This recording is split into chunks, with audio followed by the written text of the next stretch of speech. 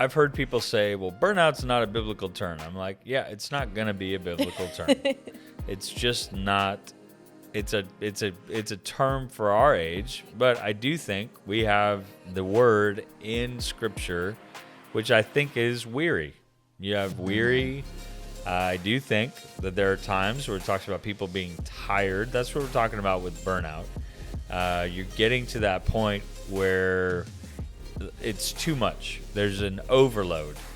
What's up, everybody? Welcome to the WorldLink Ministries podcast. I'm Manny Fernandez. This is Kara Pelletier, and we are on staff at WorldLink. WorldLink Ministries exists to train and send out local pastors to reach their own people with the gospel and to plant as many churches as possible and make disciples as they go. So we do that all over the world. We have, and when I say we're helping to mobilize 1,700 people all over the world who are going and spreading the gospel, making disciples, just have a phenomenal impact. And so what we're doing here with this podcast is all about discipleship and trying to equip those who would seek to make disciples, who would be involved in the discipleship process, which hopefully is every Christian, but we know that that's not the case. And so hopefully what we're talking about here will be topics around that, that hopefully start and keep the discussion going for those who are wanting to draw near to Christ and be more active in his mission. And so how are you doing, Kara? I'm good. This is our last podcast of the season. That's crazy. Feels like we just started. We did just start yesterday. No, we started a few months ago. Yeah, it's crazy. It's been helpful, I think, at least for me. Yeah. For you and I.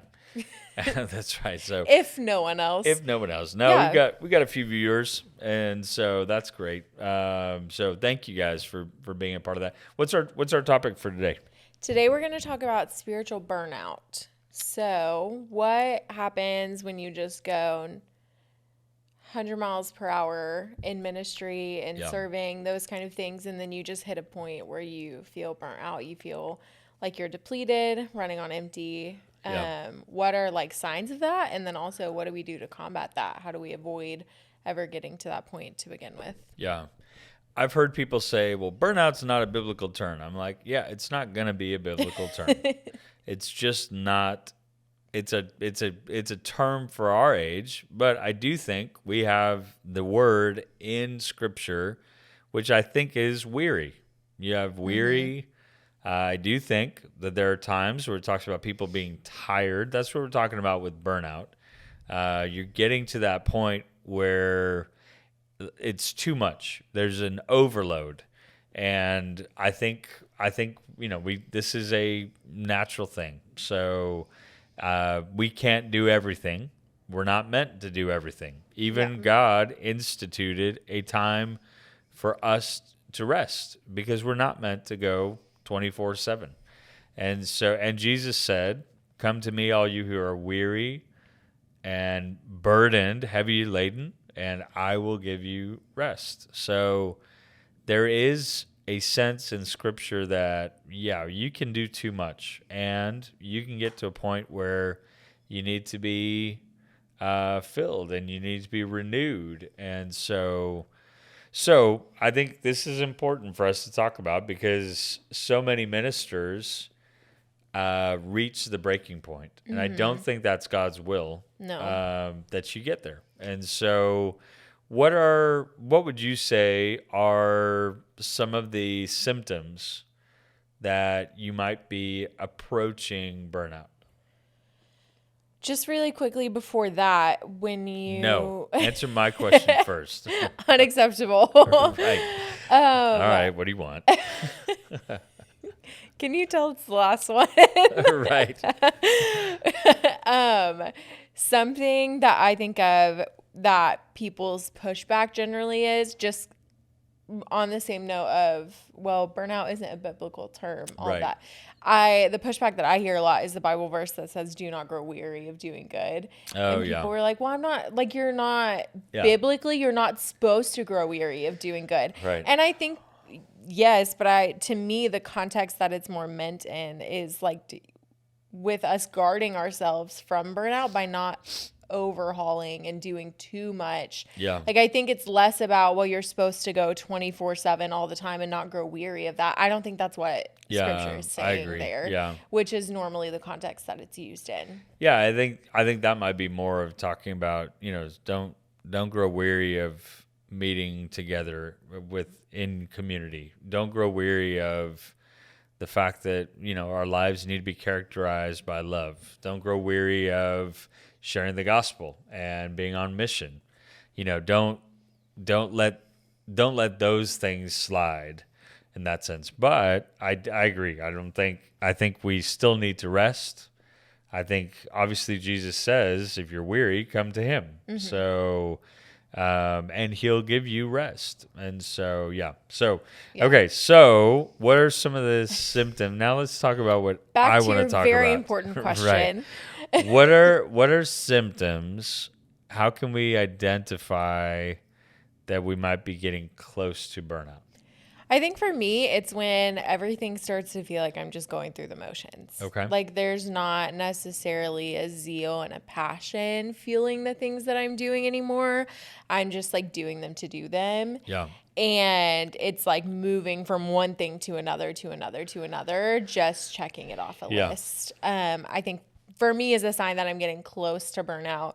And then really the hitting that wall is just there's no joy in it at all. Like it's not something you get to do. It's something you have to do. And it feels like more of a weight than a joy. Yeah. Yeah, that's good. I would include your prayer time is not happening anymore. Your time in the Word is not happening, or if it is, it's very robotic, you're not really studying it. I think as well, it can be that your temper is a little bit shorter. You're quicker to snap. You're less patient. Sometimes it's just the fact that you're running. You feel out of breath, and not in a sense that you're actually going to the gym and you feel out of breath, but you would characterize your life as being out of breath. And I feel like you can move that way. And it's really, really tough. For me, I kind of like to live there, just on the other side of it. And so for me, I'm winded, but I'm not out of breath. Right. So I do like a lot of activity in my life. And part of that is just my personality is that I want to go. So, but I have learned over time, I have to be very, very, very careful because I can quickly go towards burnout if I'm not getting good sleep, if I'm not getting into the gym regularly, if I'm not eating well, and if I'm not in the Word, and if I'm not protecting those times that I have to protect. So I structure my days pretty full, but I do have I try to be home with my kids when they get out of school so I can be there with my family. My wife's not having to carry all of the burden of young kids, and it is a burden. And a joy. And a joy. But there is some burden. But, just trying to be there with the kids so that they know that, dad's around and those different things. So there's that balance that you have to strike. But I feel like it's a fine line. And I think there's a lot of people who I see who are just out of breath, have zero margin. They're just regular. You can see it on their faces. You can see their hair's a little disheveled. They feel they just look tired. They look worn down by life. And I think, I think those are all symptoms that you look at and you're just like, you might need to slow down a little bit. So, yeah. Why do you think people get to the place of burnout? Why do people do so much? I think because one, they're either finding their worth and value in it. Okay. Of like, That's I'm good. not valuable and successful unless I'm running on empty. That means I gave everything I have to these Yeah. good things in my life. Yeah. I think that's the danger of it too, is like you're shelling out energy and effort and resources to good things. And so it's almost hard to know when Yeah. it's too much, especially I think like leaning specifically in the topic of like burnout with spiritual things and spiritual activities, being in like full-time ministry, like you work full-time for WorldLink and then you have these other ministries that you invest in as well. I think it's especially easy in scenarios like that because they're valuable, good, eternal things that you're investing in. Yeah. But there's still that line of you have to be sure to like steward yourself and your family and your spouse well, because those are also eternal things that the Lord has given you to invest in. But I think that's where a lot of people, I think that's why so many people get to the burnout stage before they realize what's been happening, is because they're good things. Yeah. And so it's just hard to know Yeah. when it's actually too much, you know? Yeah. No, I think that's huge. One thing you said there just about identity, I think that is true. A lot of people find their identity in doing stuff and being busy. A typical thing that we ask people, how are you doing? Busy. I'm busy. And everybody says they're busy. And I hate saying like we that. think it's cool. Right. And I catch myself. Well, and that's the thing. For so many of us, we feel like if we are busy, then we're important. And we are doing a lot. And doing a lot for a lot of people means that you are worth a lot. Mm-hmm. And so I hate saying it. I catch myself saying it and then I stop and I'm like, I'm being productive. Mm-hmm. And I like that so much better, because I don't have to be busy to be productive. And that also gives me permission when I say that to do less, and to build systems that allow me to take the hand off the reins occasionally and or take a day off or take an afternoon off or something like that. I don't feel so bad if I recognize the goal is not to be busy. The goal is to be productive. We all have 24 hours. Yeah. And some of us do more with it than others. But if you're productive in the time that you have, and I'm productive in the time that I have, and we're both accomplishing a lot, then why not take a little bit of time to have a little bit of rest? If we're aiming for productivity, I feel like that's a great goal to have. And I love saying that much more than being busy. I feel like busy is just busy. Yeah. My mentor in college, she would swap the word busy for just like you're saying, but she would say life is really full right now. Yeah. Because the connotation of the two words is completely different. Yeah. Like to say busy feels heavy. It feels like I get more stressed out by saying like, oh, I'm just so busy right now. Yeah. But to say I'm so full, like fullness is this, that's like you're good. overflowing. It's a positive connotation rather than a negative connotation. And also, this is a sidetrack, but just in the way that we relate to others, when people say, like if I ask you, how are you doing? And you say, oh, I'm just really busy. That to me is like closed door. Yeah. It's this implication of like, I don't really have time for whatever you're going to ask me next. Like there's not a lot of margin in my life to sit and chat, like things like that. And she was like, when we tell people, oh, we're just so busy, when we like brag about it the way that we do, it closes doors for community, for discipleship, for these things that we're talking about that hold so much value.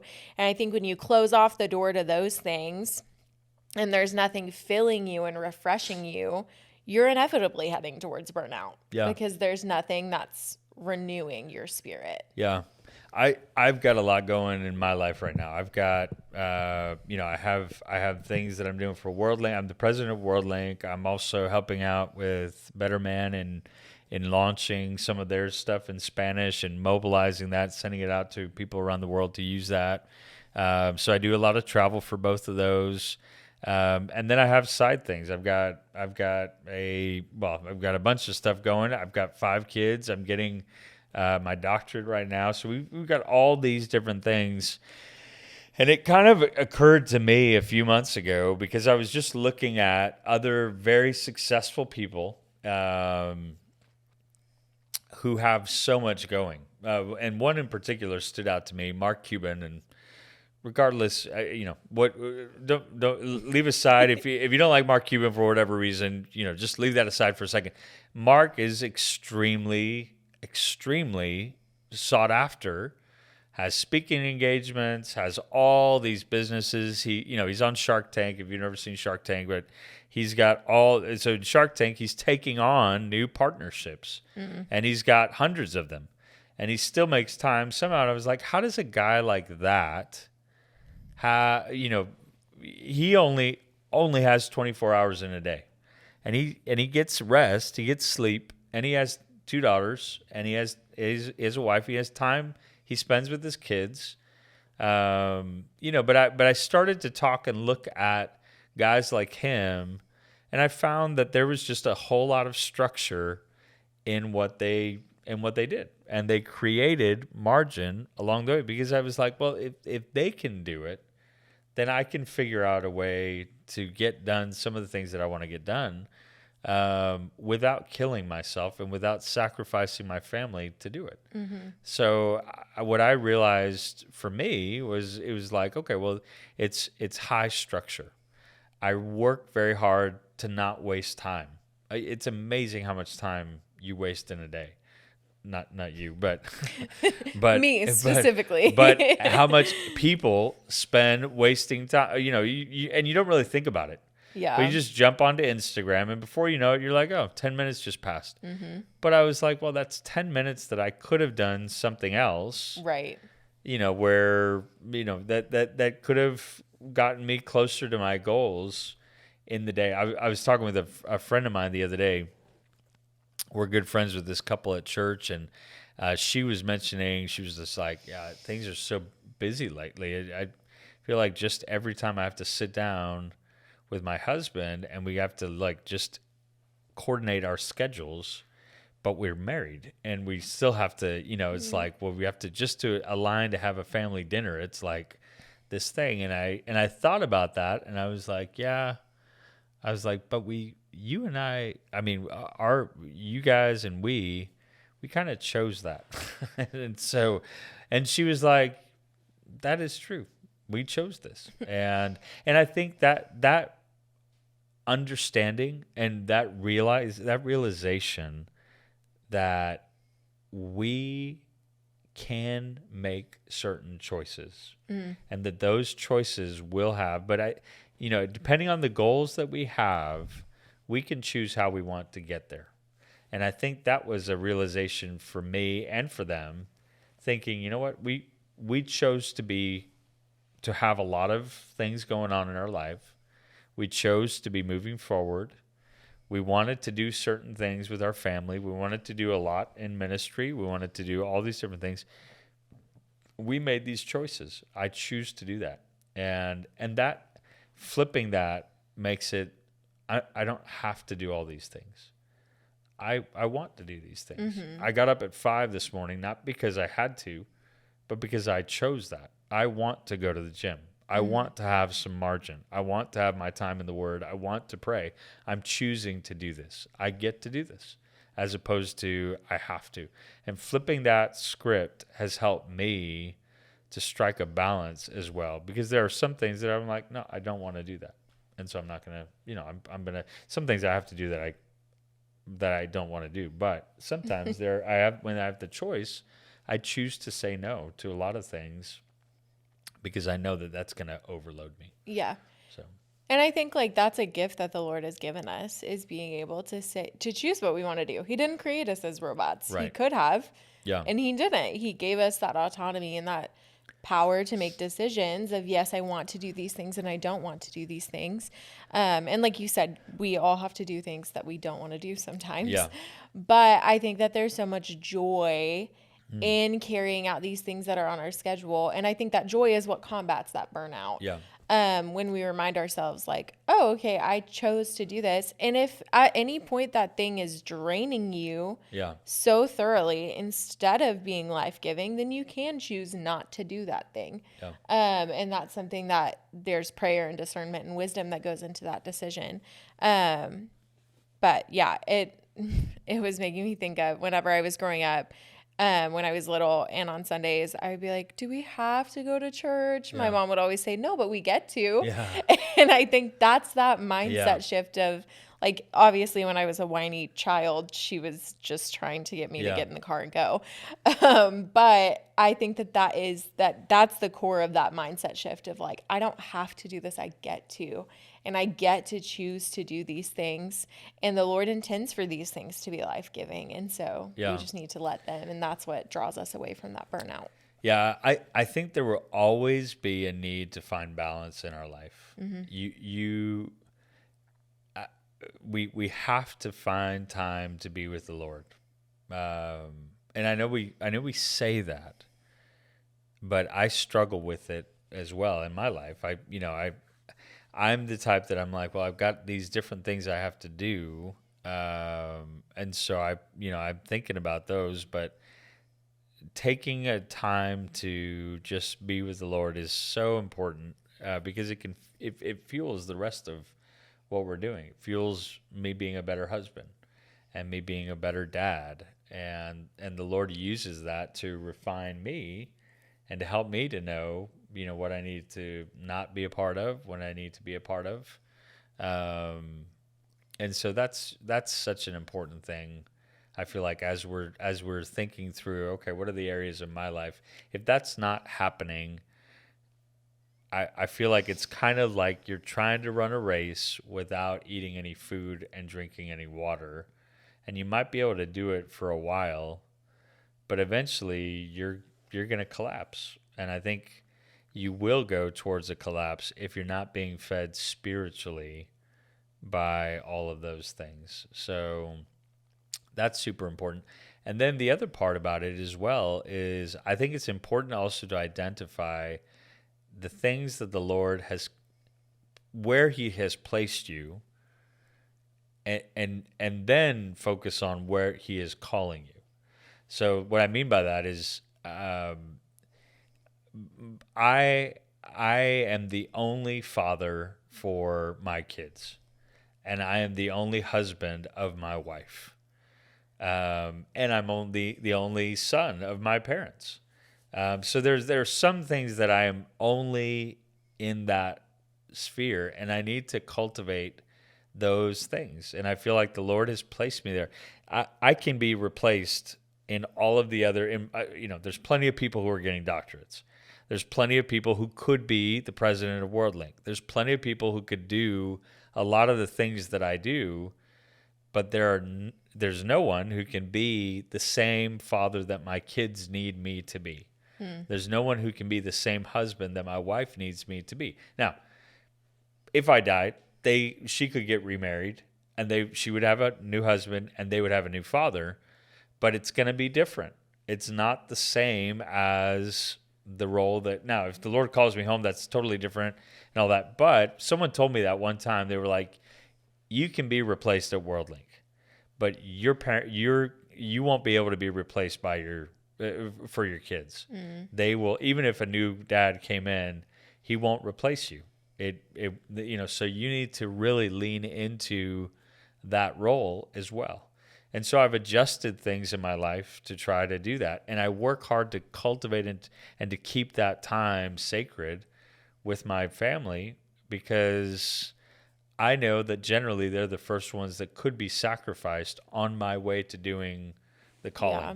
And so I don't think when the Lord called us to do things in ministry that He was sacrificing. He was saying we needed to sacrifice our family to do it.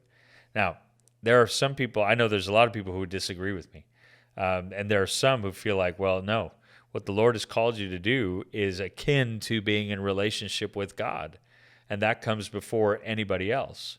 And I think that's more of an older mindset that is slowly people are breaking away from that. And now I hear more of God, family, and then ministry, what you do for the Lord. But I know there is a group of people who would say, no, it goes God, ministry, family. And I think doing those sorts of things, that's a topic for a different time, I think. But I mean, I think going that way can drive towards burnout. And then some people, and so there's that debate. So anyway, I think that's another discussion for another time. But I do think it's an important thing to recognize and to realize. So for me, it's so much has to do with trying to balance work and having that, and then my family time. So like on Saturdays, if I meet with someone, I'll meet with them while my kids are taking their nap, and we have like a quiet time right after lunch. They're resting. I'm not with them. We're having them rest. So I might go do something then, but I'm back by 2:30 or 3 when they're ready to get up, and we have the rest of the day with them. And I had the morning with them, So if I have to do something on that day, that's what I'm trying to do. I'm trying to do it around the times, or if I'm meeting with someone in the evening, I'll meet after my kids go to bed. Yeah. So anyway, those are the things that I try to do in that way. So I don't know, what are things you do to strike a work-life balance? I used to be really, really bad with this because I worked from home and I tracked my own hours. And when I was in college, it was so like, I would work after class and all of that. And so this was a huge shift that I feel like had to take place when my husband Michael and I got married, is because I realized, if I'm working in the evening, I'm actively sacrificing time with my husband. And especially like we got married when we were both in college. So like we had different class times, we had different exams, we had different orgs. Like there wasn't always time for our schedules to align. And so we had to be really intentional about the time that they did. And so that's just something that I've tried to keep, is I don't really keep my work email on my phone anymore. I keep like Teams and text messages. And we've had conversations at WorldLink where we all know, like, if you need to reach somebody after office hours, you probably have to text them because generally all of us have like that boundary.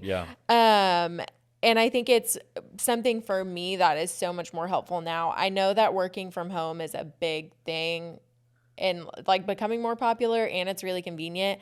I'm not a work from home type because I can't shut off if I work from home. Having an office and being able to like go home and leave work at work is so helpful for me. This is just a time in my life where the Lord has given Michael and I so much margin to be with each other. We are still building community in the area that we moved to when we both started new jobs after college. And this has just been a season where a lot of our time is just us. And I know that it won't always be that way. And so that's a helpful like perspective shift for me whenever I'm like, I feel like we're just always sitting at home and all of that.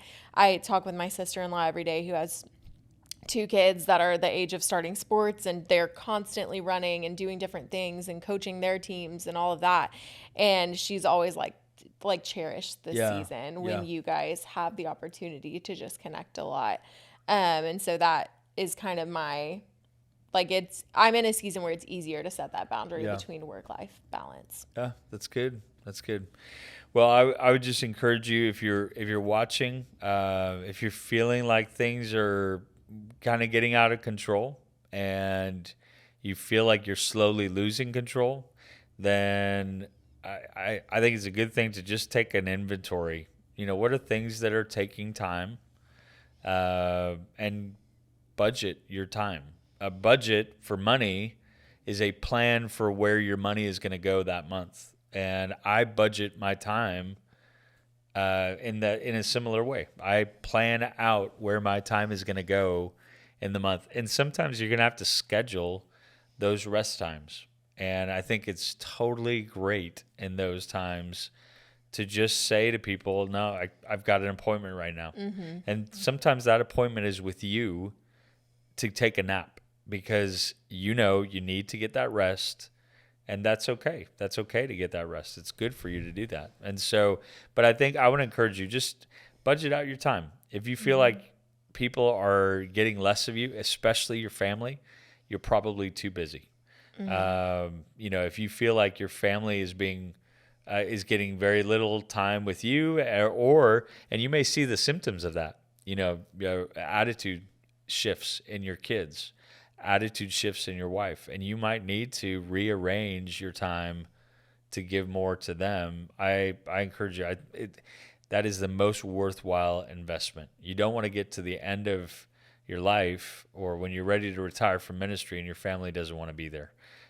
If you still have a family, or that you lost your family along the way because you were willing to sacrifice your family for ministry. And so I think the Lord has given them not to be idols in our life, but to cultivate them, to disciple them, to lead, to demonstrate to the outside world how we cherish each other and how we develop and how we're growing up children to follow after God and to seek after Him, and how we're cultivating the relationship with our spouse as well, etc. All these things are so important. So budget out your time, make a budget for it, plan it out, and get done what you need to get done. So thank you so much for joining us. We're going to take a little bit of a break from our podcast.